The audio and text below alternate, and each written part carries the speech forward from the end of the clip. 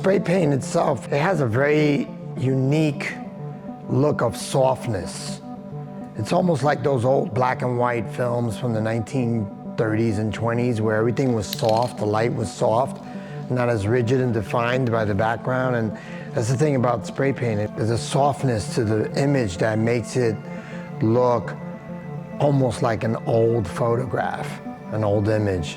And now with all these new colors introduced to the palette, I mean, it's endless, the possibilities.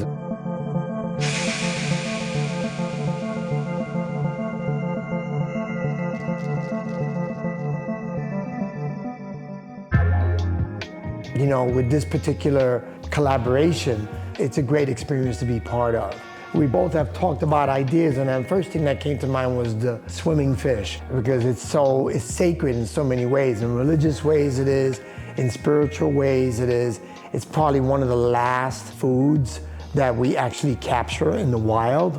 And that fish is gilded in gold, because it's a golden opportunity to be amongst ourselves and enjoy a really good tasting, nurturing food. I just love food. I'm a foodie.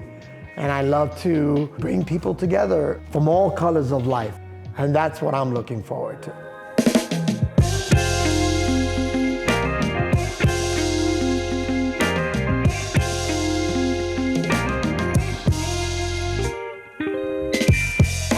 I'm excited to meet Mr. Jeremy Ford. Like I feel already, I just want to meet his passion, you know, just nerd out about food. We're going to his farm, so he loves the process of growing, harvesting food. It's almost like making your own pigment, your own paint, and getting all the materials ready for making a masterpiece painting. Whether it's a good dish or not, the way it's prepared, if it's prepared with love, you feel that love through that dish, and I love that. Welcome to Ford's Farm, brother. All right, man. How are you? Thank you for having me. Dude, it's an honor. Yeah. It's beautiful, huh? You just got in? I just got it last night. Incredible. Right here, you're in the heart of the tropical fruit grove. So this was all a ton of yeah, you hush over there. I love it. I love it. That's Puerto Rico to me. Yeah. One of them just came up to me and was like, yeah, trying to see if you get any grub, dude. I love it. Now more than ever, we're in this time of not knowing where our food comes from, so that's a great way to know exactly where it's from. And basically, this is where a lot of the magic starts, right? So in here is where we propagate all the seeds. These are little baby carrots we're growing. Sweet. Look how beautiful that thing is. As sweet as can be, too.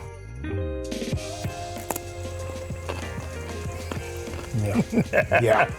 I could eat this all day. Yeah, that's a good carrot.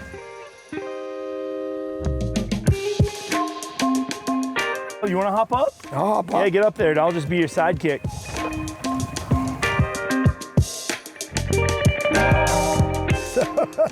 Yes, we're gonna grab a little head of lettuce for our little lunch.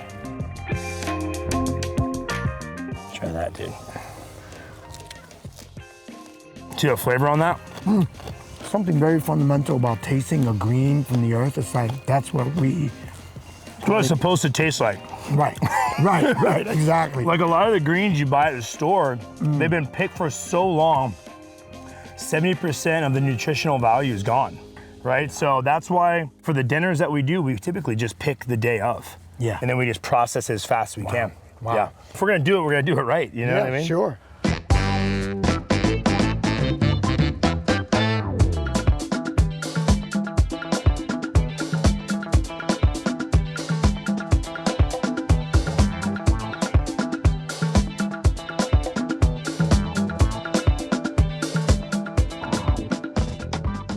There's a passion that I feel you have in harvesting this food, growing it, nurturing it over the years. You was just as happy as we were when we were like, oh my God, this explosion of taste.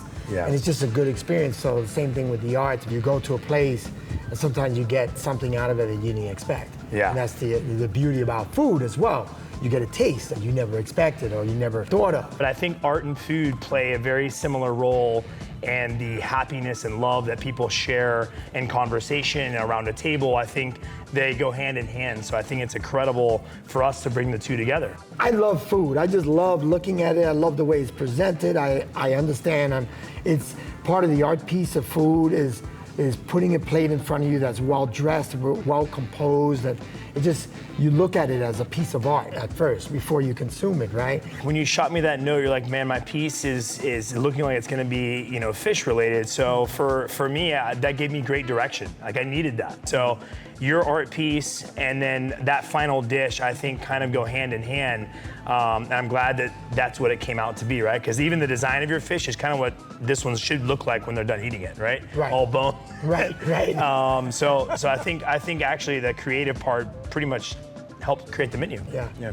The bones act like kind of a witness mark to a great meal because you licked it clean. It was that good, you know. Everyone should have fun at a table. And I've always said that the greatest ideas are written on napkins, you know? And at dinners, right? Dinners that are fun. For me, the biggest success for tomorrow, right, our dinner, is for people to meet new friends, right? Discuss art, discuss food, you know, maybe taste a flavor they haven't had before, a combination that's maybe new to them. And I'm excited to meet everybody from your world. I'm excited for you to try the food. And the biggest win for me is just connecting people and humans over food and art. Right. You know, I think that's what we're here to do. And I'm 100% confident that we're gonna knock that out, man. Yeah. Thank you so much, Looking forward man. to tomorrow, man. Really am. Same. I'll see you tomorrow. Okay.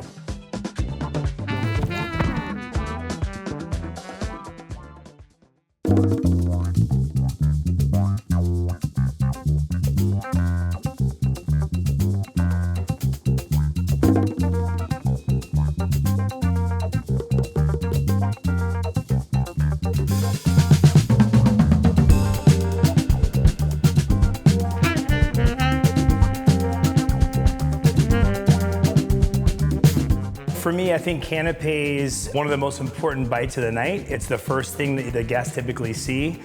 So we try to give it a good, like, diverse difference in textures and flavors. So that's why, you know, we like to have something that's, you know, sweet and savory. This is savory and spicy. So everything should eat clean and fresh. So that's why each canapé is carefully thought through. You know, with the wahoo tartare, it's spear-caught, local, beautiful fish. Here you have a beautiful beef rib that's very indulgent.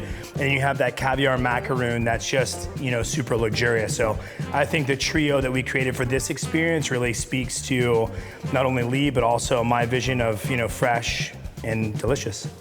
See you, man. Salud. How about tonight, huh? Oh my Incredible. God. Look at this place. Terrace, like moon. I know, like, I know, beautiful, I know. beautiful.